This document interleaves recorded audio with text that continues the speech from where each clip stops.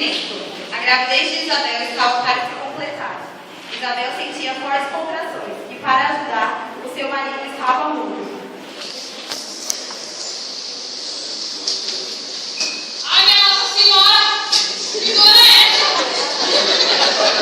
Ai, minha Nossa Senhora! Vai nascer!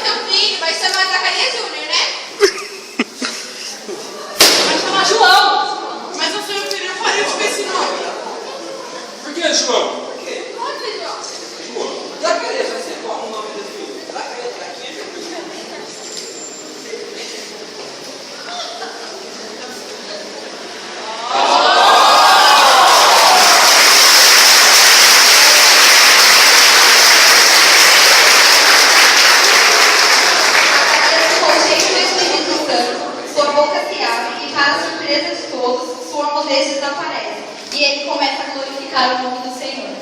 Glória a Deus, meu filho nasceu, bem sabe.